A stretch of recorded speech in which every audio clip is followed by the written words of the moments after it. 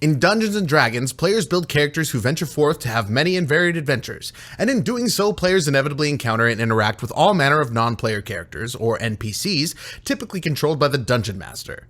These NPCs can range from the monsters the players fight to the townspeople and side characters that help to move the story along. From your local friendly barkeeper to the terrifying blue dragon raining lightning breath down upon your favorite bar. Both NPCs and both run by the DM. And some NPCs are adventurers in their own right, even going as far as to temporarily join the party to assist them in their quest, albeit for only a short time. But what if you're looking to take on an NPC in a more permanent role? What if you desire to have a retainer, take on an apprentice, or enlist some hapless fool into testing every next room for traps? Then you may be looking for a hireling or a sidekick. Let's start with hirelings, the less permanent and more mundane NPC service provider of today's episode.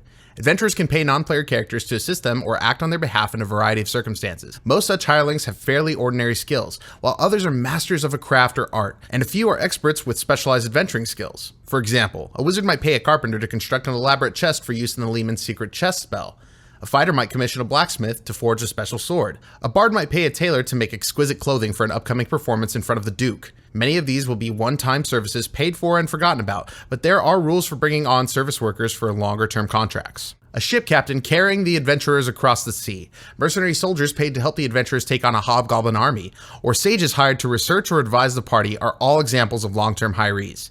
And if a high-level adventurer establishes a stronghold of some kind, they might hire a whole staff of servants and agents to run the place. When the adventurers hire an NPC for long-term work, add the cost of that NPC services to the character's lifestyle expenses. The cost of the NPC services can be found on page 159 of the player's handbook, and it divides hirelings into two categories, skilled and unskilled. Skilled hirelings include anyone hired to perform a service that involves a proficiency, including weapon, tool, or skill. A mercenary, artisan, scribe, and so on. The pay shown, 2 GP per day, is a minimum. Some expert hirelings require more pay. Untrained hirelings are hired for menial work that requires no particular skill and can include laborers, porters, maids, and similar workers. Their minimum cost is 2 silver pieces per day. But there's more to adventuring than money, and it's highly recommended to consider the optional loyalty rule found on page 93 of the DMG when an NPC joins the party for an extended amount of time. Loyalty is an optional rule you can use to determine how far an NPC party member will go to protect or assist the other members of the party. An NPC party member who is abused or ignored is likely to abandon or betray the party, whereas an NPC who owes a life debt to the characters or shares their goals might fight to the death for them. According to this rule, an NPC's loyalty is measured on a numerical scale from 0 to 20. The NPC's maximum loyalty score is equal to the highest charisma score among all adventurers in the party, and its starting loyalty score is half that number. An NPC's loyalty score increases by 1d4 if other party members help the NPC achieve a goal tied to its bond, if they are treated particularly well, or if they are rescued by another party member. An NPC's loyalty score can never be raised above its maximum. When the other party members act in a manner that runs counter to the NPC's alignment or bond, the NPC's loyalty score is reduced by 1d4. Reduce the NPC's loyalty score by 2d4 if the character is abused, misled, or endangered by other party members for purely selfish reasons. An NPC whose loyalty score drops to 0 is no longer loyal to the party and might part ways with them. A loyalty score can never drop below 0. An NPC with a loyalty score of 10 or higher risks life and limb to help fellow party members. If the NPC's loyalty score is between 1 and 10, its loyalty is tenuous. An NPC whose loyalty drops to 0 no longer acts in the party's best interests. The disloyal NPC either leaves the party, attacking characters who attempt to intervene, or works in secret to bring about the party's downfall. If you don't have enough players to form a full party, you can use NPCs to fill out the ranks. This is best done by taking on a sidekick. A sidekick can be any type of creature with a stat block in the monster manual or another D&D book with a challenge rating of 1/2 or lower. Add to your chosen stat block by choosing the sidekick class it will have for the rest of its career. Expert, Spellcaster, or Warrior. Each sidekick class fills a role and has its own skills, proficiencies, abilities, and growth chart. Let's go over the basics. The Expert is a master of certain tasks or knowledge, favoring cunning over brawn.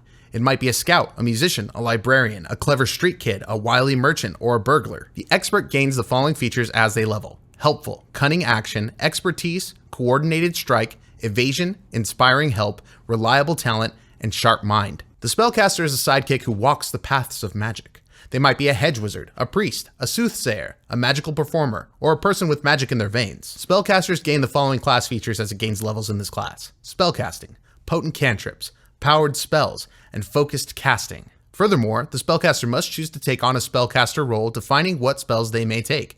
These roles are Mage, Healer, and Prodigy. A warrior is a sidekick that grows in martial prowess as they fight by your side.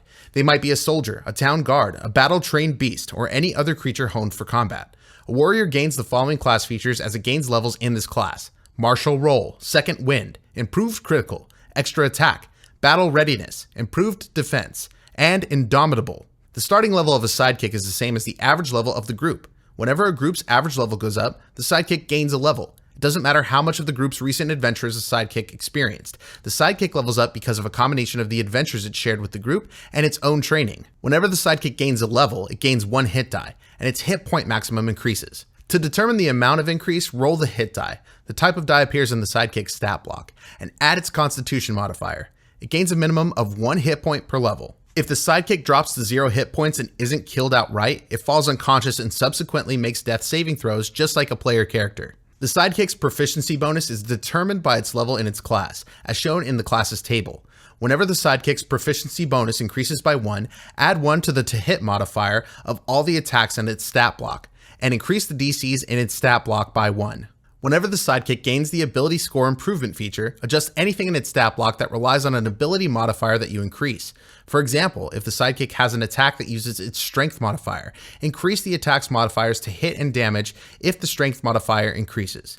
If it's unclear whether a melee attack in the stat block uses strength or dexterity, the attacker can use either. So there are the ways in which you can hire help for your adventuring party. Do you want a permanent weaponsmith on hand so you can keep feeding the local rust monster colony?